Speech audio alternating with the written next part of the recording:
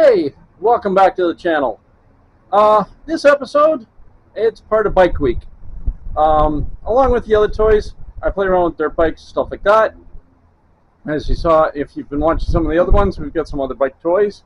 So, this week, we're going to try to get to a few of them, including another project. A friend of mine dropped off his bike, and we're going to try to fix something up on it for him. So, I'll give you an overview, and we'll go from there.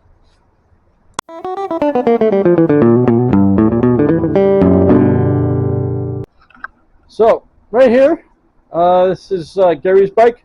It's a Suzuki. Beyond that, I have no clue. V-twin. I don't know much about my bikes, to be honest. But what we're doing is we're trying to put this on there, but that is not from this bike. So he bought it after, like aftermarket, off of somebody else. It's been modified before. So we're going to see what we can do to modify it to get it to drop on here. I'll show you the problems it's got to make that happen later. But that's that challenge. This one I introduced a while ago. This is the DT100 77 Yamaha. This one, we have a brand new carburetor, throttle cable, and handle, all for it. That's all got going here. And we're deleting the oil mix pump. We're just going to mix the gas in the tank. So just to make it a little bit better. We don't think the pump's functioning quite properly, and we don't want to burn out the engine. It's a good little bike. It's fun. As I say right now, if I twist it too far this way, this way, the cable pulls on the throttle and actually makes the bike take off on you. Not so much fun. So we're going to get that switched around and get that done. We got Mini B, again, fuel problem. We're not sure if it's the fuel pump. Could just be low on oil, because the oil does work off the pump works off the crankcase. So I'm going to go over that and see if I can figure out what's wrong with that one. That shouldn't be too hard. Worst case scenario, I think it's 25 bucks on good old Amazon for a new pump, and that'll get that running. And then we have this one, the VT. Hopefully we get to it this week. We're at least going to try and get it so I find out where the starter is and why it's not, the starter isn't kicking over.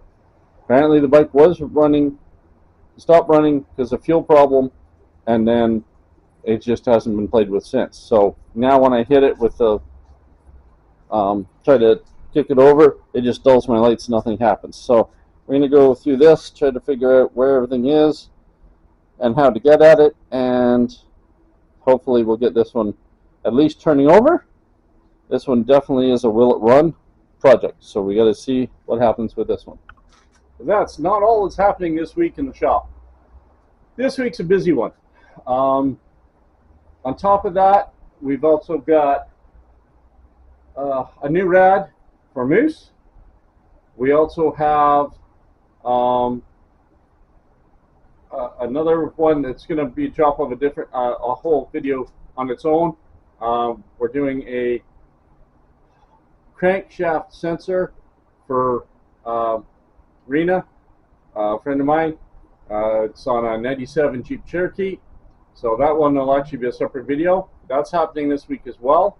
We've had to replace a couple sensors. We'll have all that in the video. And see how that works for her. And then we have, as I say, the rad for Moose. I'm wanting to get that in and done because, yeah, he's been having issues. It overheats.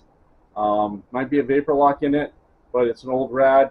My fan's way too far away from it. The shroud's not mounted right. There's all kinds of problems. I'll show in that part of the video, or that video, and show you. That's all happening this week.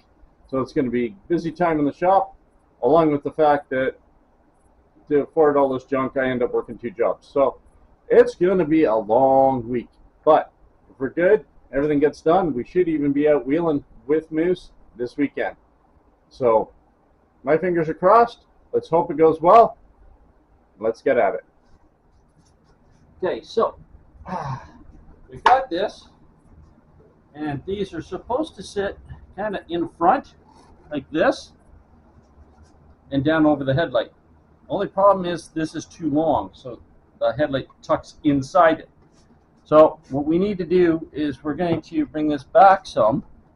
So I've got to notch it so it drops over the handlebars here, mount it, and then this will sit just over the headlight like that, the way it's supposed to. Otherwise it sits way out here and the headlight's lost in there. We don't want that. We want it sitting just on the edge of the head like that. Then we have to turn around and make brackets from this part somewhere around this. Apparently the person before had on their bike, they literally just drilled a hole in here. I'm not doing that. I'm going to build some type of a bracket that will hold this, and away we go. So hopefully that'll make that work, and that's all he's wanting, is just to have it on there and set up. And then we're going to see if once we're done that, if the stereo still fits in that hole, and go from there. This thing also has marker lights in it. I'm not sure if he wants those hooked up. We'll find out as we go. First we'll get it on there, then I'll worry about any of the extras if he wants to hook up lights and stuff like that. One piece at a time. I've been saving everybody's ears and boringness. What I've been using is this thing, you know, your air grinder with this cutter on it.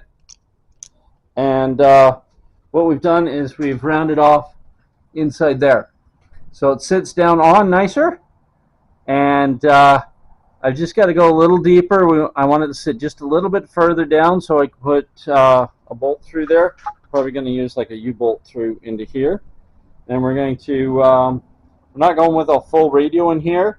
We may go with a little Bluetooth unit that I found. So we're going to end up plating over top of this, clean it up, and make it all look nice and neat. So it's getting there, a little bit at a time. I'll keep showing you. Hey, sorry for the interruption. Just a quick note. One of the little things we've been hinting about lately is an upcoming event with Moose. This event actually will be in October. We are headed down to Trail Hero.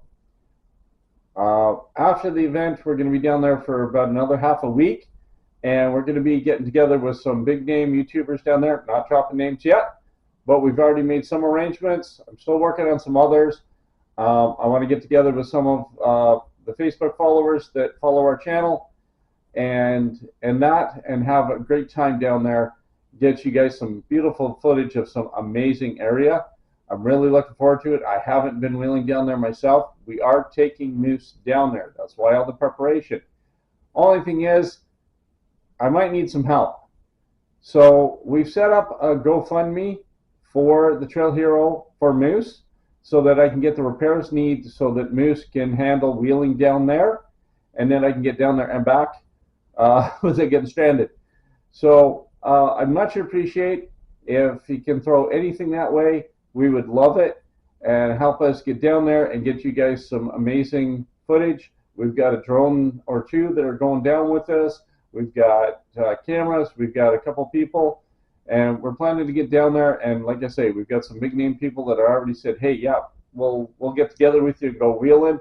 So this is going to be a once in a lifetime opportunity, or maybe not, but for now, it's a once in a lifetime opportunity, and I really could use your help. So if anybody can, I'd really appreciate. The link will be in the description, and it's also on my page, both Facebook and on my YouTube page. The link is on them. So thank you very much. Sorry about the interruption. Now back to the video. What we got is a U-bolt going through the plastic here. We're going to put a spacer behind here just so that it's not twisting the plastic in.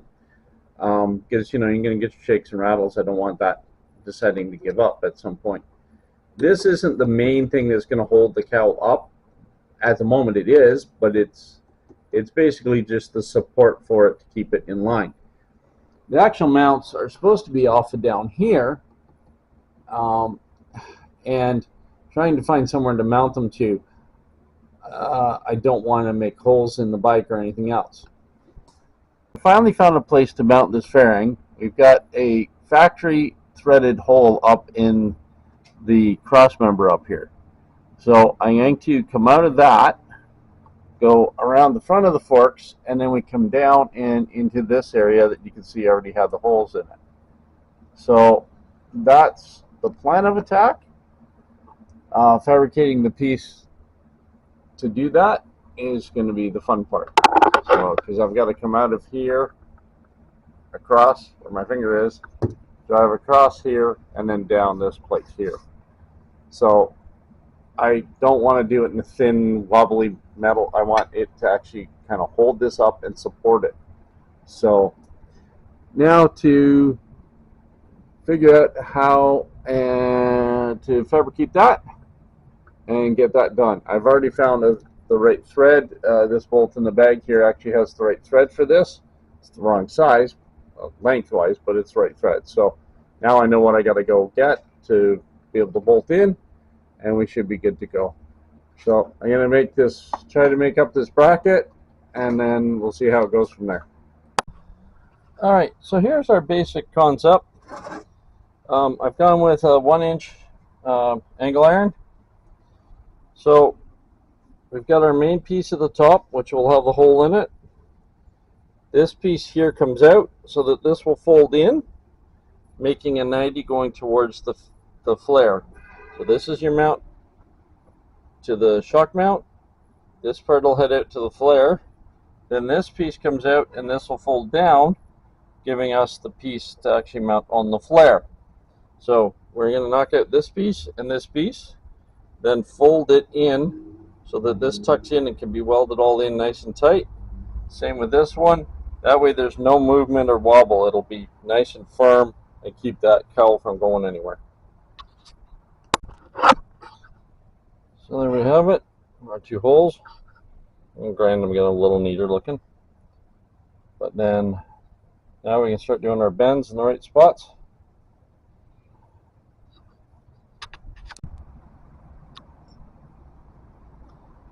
So there we go, one down, other one's in the process. Got the holes drilled. We're going to paint it up, and then it comes in here, goes up inside here, it mounts inside the shock spreader there, whatever you want to call it. I don't know the actual name of it. I used to. Anyways, it's going to bolt up in there. There's already a threaded bolt hole, and then this part here will bolt onto the fairing to keep it right there where we want it to be. And that's not going to bend or shake or wobble while he's driving. So then, as I say, we got these guys here. They help keep everything in place. Still got to build a little spacer in behind here, just so that the plastic doesn't crush in. It'll squeeze but not bend. Alright, there we have them. Pulled, modified, painted up, ready to go.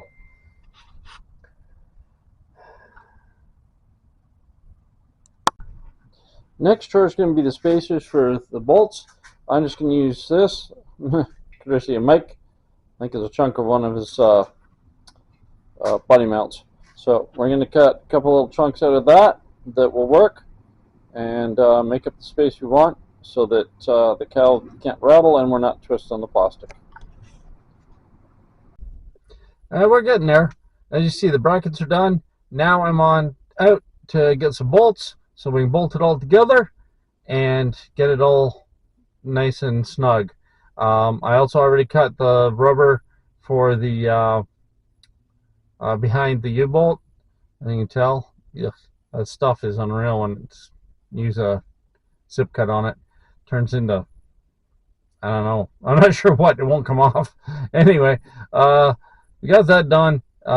Still got to tweak them to the right size, but they're cutting the right length and depth, just or width and depth. It's just between the bolt size I need to play with, but we'll get those done and get this thing bolted together, and I'll show you. And there we have the brackets mounted. I just got to drill the holes in the side of the cowl to get everything to hook together. Okay, so we're holding the cowl on. We're using bolts down in here, as you can see. They come through the new brackets that I built. right up in there. All good. Now, I am using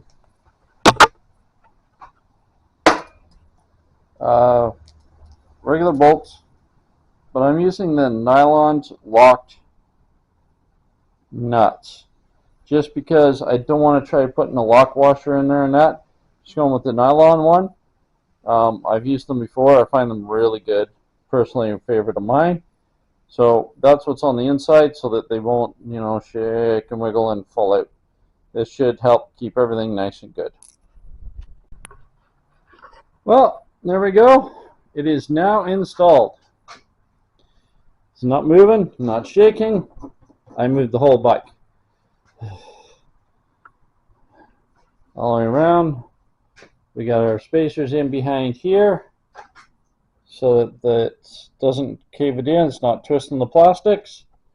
Good hard actual body mount. And then our bottom braces are bolted in through and inside to here. You can just barely see the bolts in there. And then the brackets are all nicely hidden up in here, which is what you want. You don't want to see.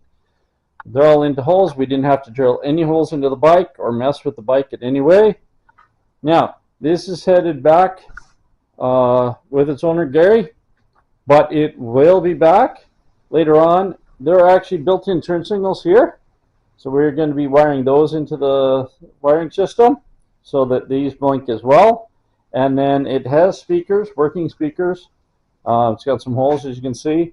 So I believe he's going to get some stuff 3D printed to fill in the holes, a custom phone holder, and then beside it, whichever way he goes, or even if he puts it in the middle, what we're looking at small, we're going to put in a marine Bluetooth radio. It's just a little round thing.